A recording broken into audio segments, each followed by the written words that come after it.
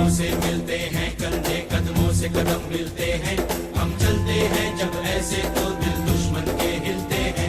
कंधों से मिलते हैं कंधे कदमों से कदम मिलते हैं, हम चलते हैं जब ऐसे तो दिल दुश्मन के हिलते हैं।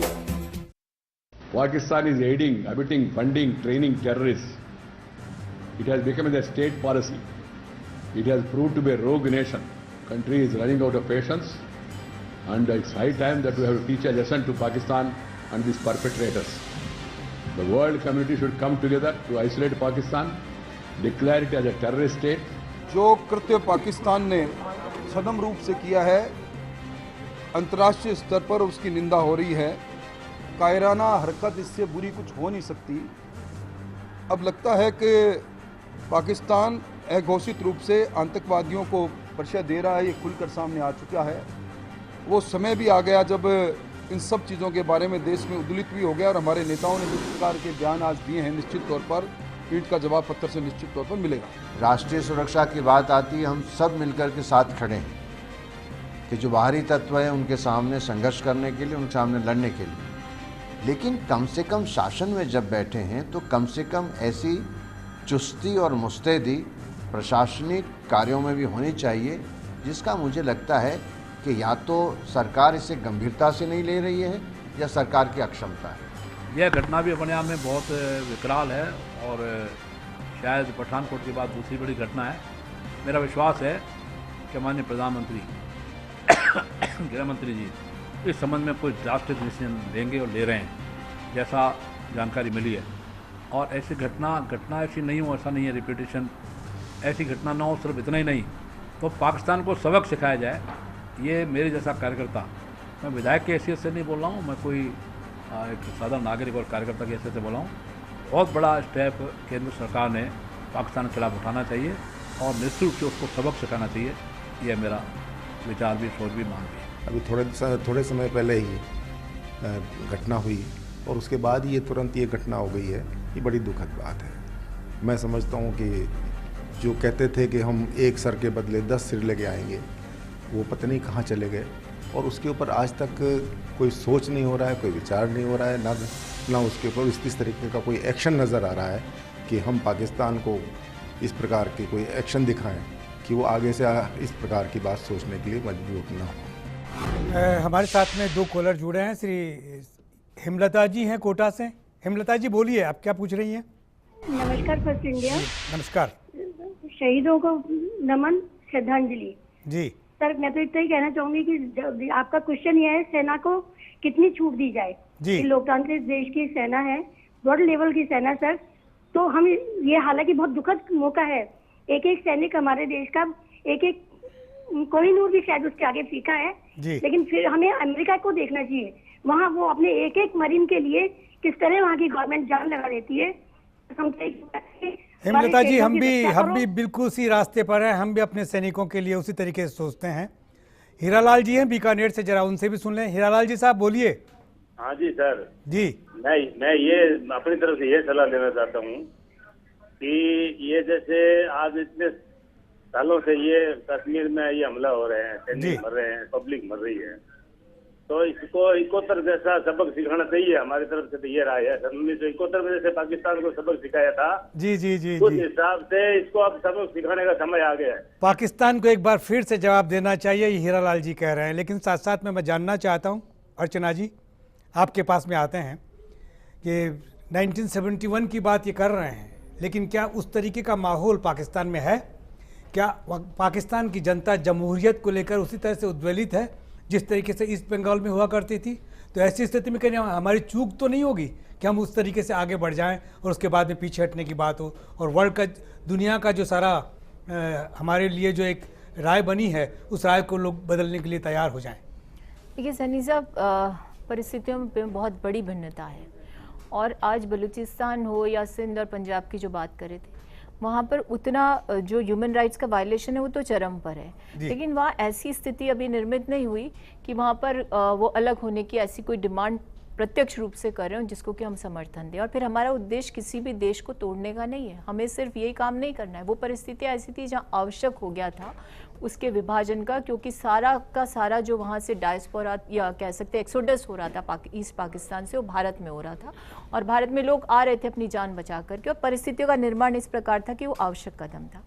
अब रही राठौड़ साहब की बात की, इन्होंने एक प्रश्न दागा और बड़े ज़ोर से कहा कि साहब दिखाने की भी आवश्यकता, विश्व को दिखाना पड़ेगा कि हम सौहार्दपूर्ण संबंध रखना चाहते हैं। आप कौन से विश्व को दिखाना चाहते हैं मेरी समझ से परे। ये मदन जी से पूछ लेते हैं। नहीं, मेरी सनी साहब मुझे पूरा करने दीजिए। हाँ। अमेरिका के साथ आप उसको दिखाना चाहते हैं जिस अमेरिका के कांग्रेस में खुद प्रस्ताव आते हैं कि पाकिस्तान जो आतंकवादी देश है और पाकिस्तान को हमें हमारे फंड्स नहीं देने चाहिए, हमारे टैक्स पेयर का गाढ़ा पैसा लेकर के, और हम उस पाकिस्तान को फंड करते हैं जो टेररिस्ट एक्टिविटीज की सेंचुरी बना हुआ है। लेकिन वही कांग्रेस या वही यूनाइटेड नेशंस ने कभी, यूनाइटेड स्टेट्स ऑफ अमेरिका के फॉरेन मिनिस्टर ने जब सरताज अजीज उनकी मौजूदगी में कह रहे थे, तब उन्होंने ये नहीं कहा कि नहीं साहब ये सेंचुरी नहीं, ये तो खुद एक टेररिस्ट स्टेट है जो टेररिस्ट को वहां पर फैलाता फुलाता है और उसको भेजता है और यहाँ आकर के आतंकवादी घटनाओं को अंजाम देता है। जानना चाहता हूं इस सवाल का जवाब क्या है इनके पास। अर्चना जी को मैं बताना कहते हैं चाहता हूँ, एक सवाल का जवाब तो इनसे ले लेते हैं। बहुत बड़ी गलती है, सुनिए मेरी बात, अर्चना जी की बहुत बड़ी गलती है। मेरी कोई गलती नहीं है, हमारे देश के गृह मंत्री का इतना बड़ा अपमान हुआ। मैं आपकी बात कह रही हूँ, कौन सी सहानुभूति है? किस देश के प्रति सहानुभूति? आपकी सहानुभूति है, आप सद्भावना दिखाते हो, आप करगिल युद्ध लेकर के आए, वहाँ सद्भावना की बस लेकर के गए, आप चाहते हो वहाँ नातिन की शादी में पठानकोट हमला लेकर आते हो। मैं तो खुद कह रही हूँ, आपके लिए भारतीय जनता पार्टी के गृह मंत्री होंगे, जिस देश के गृह मंत्री का अपमान हो गया, उस देश में आपका वहाँ पे एम्बेसडर कहता है कि हाँ हो सकता है कि भविष्य में आपकी उपस्थिति चाहिए। एक संप्रभु राष्ट्र के संबंध में अगर इस तरह से चर्चा हो तो क्या कहेंगे? अब एक जरा करमवीर जी को सुन लेते हैं। मदन जी साहब अर्चना जी देश को तोड़ना नहीं चाहिए, तोड़ना ही कैसे तोड़ोगे? बात समझ में आ गई आपकी समझ में आ गई, आपकी भी आ गई। करमवीर जी, क्या एक संप्रभु राष्ट्र को इस तरीके से अलग किया जा सकता है कि वहाँ पर लोग अगर नाराज हो तो, जैसा कि आप दोनों करमवीर जी। सैनी जी, स्वतंत्रता के बाद से भारत की विदेश नीति का कभी ये हिस्सा नहीं रहा कि दूसरे देश के आंतरिक मामलों में हस्तक्षेप करे। अगर ये ईस्ट पाकिस्तान की जहाँ तक बात है, बांग्लादेश बना, 30 लाख से ज्यादा लोग मारे गए थे, मोर देन 3 लाख विमेन्स वर ब्रूटली रेप्ड, उन्होंने कुर्बानी दी थी।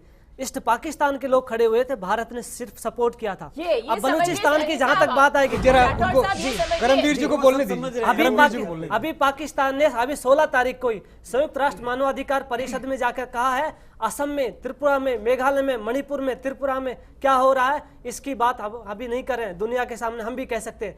दूसरी तरफ चीन भी अगर इस तरह की बातें करने लग गए, अरुणाचल की, मणिपुर की, तो भारत के साथ क्या होगा? मुझे लगता है भारत की विदेश नीति है, भारत की एक इमेज है अंतर्राष्ट्रीय मंच पर भारत की एक इमेज है, दूसरे देश के आंतरिक मामलों में हस्तक्षेप नहीं करेंगे। हाँ, पीओके के ऊपर भारत को बोलना चाहिए, जहां तक बार बार की जा रही है बात। राजनाथ सिंह ने भी आज कहा है कि पाकिस्तान को एक्सपोज करेंगे, आइसोलेट करेंगे। आइसोलेट कैसे करेंगे? उसको एंगेज करके। हमारे foreign minister, foreign secretary, home minister, home secretary, prime minister तक पाकिस्तान विजिट कर चुके हैं 2 साल में। और अपना अपमान पंप और पठानकोट कितने अटैक हो चुके हैं, कहाँ आइसोलेट किया? क्या चाइना ने मसूद अजहर के मामले में पाकिस्तान को सपोर्ट किया, उस पर बैन नहीं होने दिया? क्या हमने चाइना को आइसोलेट किया? नहीं। क्या कहाँ है हमारी पॉलिसी? पठानकोट में हमने उन लोगों को घुमाया, पाकिस्तान की मिलिट्री इंटेलिजेंस एजेंसी आईएसआई के लोगों को घुमाया, जो पूरी तरह से भारत में आतंकवादी गतिविधियों में शामिल रहे हैं। आतंकवादियों को ट्रेंड करने में आईएसआई, पाकिस्तान मिलिट्री इंटेलिजेंस, तीनों के लोग शामिल रहते हैं। और तीनों के ऑफिसरों को 5 जो मेंबर की कमेटी आई थी, जीआईटी कमेटी, उसको यहाँ घुमाया गया पठानकोट में। कहाँ हमारी पॉलिसी? पूरी तरह से मिसगाइडेड पॉलिसी है। करोड़ सिंह जी साहब, हमारी विदेश नीति का ये जो स्वरूप नजर आ रहा है, जो करमवीर बता रहे हैं, क्या ये वास्तव में वैसा ही है या इसमें कोई गुंजाइश है? मदन जी के पास मैं इसके बाद भी आऊंगा। देखिए, हमारी विदेश नीति में तो कोई ज्यादा अंतर नहीं है, लेकिन हमारी डिप्लोमेसी की जो स्टाइल है, मीन्स हैं, वो बदल गए हैं। कूटनीति के जो स्टाइल है वो बदल गई है। और आज की स्थिति में मुझे लग रहा है कि पाकिस्तान जानबूझ के प्रोवोक कर रहा है कि हिंदुस्तान उस पर मिलिट्रीली इंटरवेंशन करे, और करते ही पाकिस्तान ये सोच रहा है कि हमारा राष्ट्रवाद स्ट्रॉन्ग होगा। और अंतर्राष्ट्रीय स्तर पर जो भारत डिप्लोमेटिकली पाकिस्तान की एक इमेज क्रिएट कर रहा है या है कि पाकिस्तान आतंकवाद को बढ़ावा दे रहा है, तो फिर पाकिस्तान अंतर्राष्ट्रीय स्तर पे अपनी ये इमेज बनाएगा कि हम तो विक्टिम हैं, हिंदुस्तान हमारे पे अटैक कर रहा है, हम टेररिज्म के परपेट्रेट नहीं हैं। तो पाकिस्तान तो जानबूझ के प्रोवोक कर रहा है मिलिट्री इंटरवेंशन के लिए। इसमें पाकिस्तान अपना हित देख रहा है, क्योंकि उससे पाकिस्तान का राष्ट्रवाद स्ट्रॉन्ग होगा, क्योंकि इंटरनल डिसेंशन पाकिस्तान में बहुत ज़्यादा है। तो इससे हमारे को कोई बहुत ज़्यादा फायदा नहीं होगा। मदन जी साहब, लेकिन एक पाकिस्तान में अगर इंटरवेंशन करते हैं तो जो आजकल मिडिल ईस्ट में या यूरोप के कुछ पार्ट में, अफ्रीका के कुछ पार्ट में जो आग लगी हुई है वो दक्षिण एशिया में भी शायद शुरू हो जाए, जो बहुत खतरनाक स्थिति होगी। तो मिलिट्री ऑप्शन के बारे में हमें बहुत सी चीजें देखनी पड़ती हैं और कुछ अनएंटिसिपेटेड कॉन्सिक्वेंसेज होंगे। हम उनसे कैसे डील करेंगे, क्या डील कर पाएंगे, तो हमें बहुत ही सोच समझ के इंटरवेंशन करना मदन जी साहब, जनता की भावनाएं तो आपके सामने सवाल आए बहुत सारे। देखिए सवाल जो पहले तो मैं कर्मवीर जी को बताना चाहूंगा कि भारत की कूटनीति कितनी सफल रही है।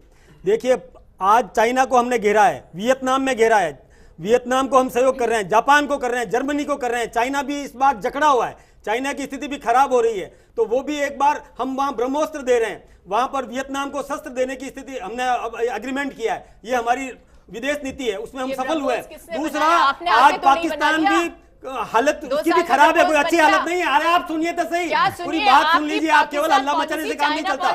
मैं बताना चाहूंगा आज अमेरिका भी या आज हिंदुस्तान एक सक्षम देश के रूप में खड़ा है, और जो जवाब देना है निश्चित रूप से समय आने पर जवाब देंगे। ऐसे कांग्रेसियों के प्रयोग करने से हम गृह मंत्री जाके अपमान करवा के आ गए, आप फिर भी तैयार हो पाकिस्तान जाने के लिए? जल्दबाजी में फैसला नहीं करेंगे। क्या जल्दबाजी? आपकी जल्दबाजी के चक्कर में सैनिक मर रहे हैं रोज, आप में क्षमता नहीं निर्णय लेने की। और मैं तो सोचता हूं प्रधानमंत्री की जगह मौन प्रधानमंत्री और चिंतनशील प्रधानमंत्री जरूर हो गए हो आप। क्या चिल्लाने की बात, आप गलत बात बोल रहे हो। आज भावनाओं को एकता की जरूरत है, विभाजन की नहीं। राजनीति मत करो, कांग्रेसियों ये राजनीति कर करके, अरे आपका मोनी बाबा तो बोलता ही नहीं था, मुंह से शब्द नहीं निकलता था। आज देश का प्रधानमंत्री और हिम्मत के साथ में और दुनिया के अंदर घूम घाम करके और दुनिया की नजरों में पाकिस्तान को आतंकवाद पैदा करने वाला आतंकवादी जनक साबित कर दिया, उसके खिलाफ एक वातावरण बना है। न केवल कश्मीर के अंदर बलूचिस्तान, वहां पर भी देखिए मदन जी साहब, अर्चना जी, देश का किसान मरे तो ये बड़ा गंभीर प्रश्न था, इस गंभीर प्रश्न का, इस गंभीर प्रश्न को आप विवाद में न डालिए। कांग्रेस नेतृत्व में एक्सपर्ट्स लोग क्या कह रहे हैं इस बात पर? कांग्रेसियों को ये तो पाकिस्तान परस्त है और ये वही कांग्रेस है, आगे भारत विरोधी नारे एक अंतराल के और पैलेट गन का विरोध कर रहे हैं। एक अंतराल के बाद फिर चर्चा करेंगे, अंतराल के बाद मदन जी साहब, अंतराल के बाद फिर चर्चा करेंगे। छोटा सा अंतराल। पाकिस्तान के आतंकवादियों ने जो हमला किया और हमारे जवान जो जवान है उनको शहीद किया है, उसका बदला लेने के लिए और उसके प्रदर्शन करने के लिए और इसके प्रधानमंत्री जी को ये बताने के लिए कि ये जनता आपके साथ है। आप एक बार ऑर्डर करो, पाकिस्तान की इतनी जनसंख्या नहीं, उतनी तो राजस्थान में युवा शक्ति है, युवा शक्ति। हम ये चाहते हैं, हमारे देश से ये चाहते हैं कि हमारा देश किसी प्रकार से दुर्बल नहीं है, कमजोर नहीं है। क्यों ना हम उनको ईंट का जवाब पत्थर से दें। कंधों से मिलते हैं कंधे, कदमों से कदम मिलते हैं, हम चलते हैं जब ऐसे तो दिल दुश्मन के हिलते हैं। कंधों से मिलते हैं कंधे, कदमों से कदम मिलते हैं, हम चलते हैं जब ऐसे तो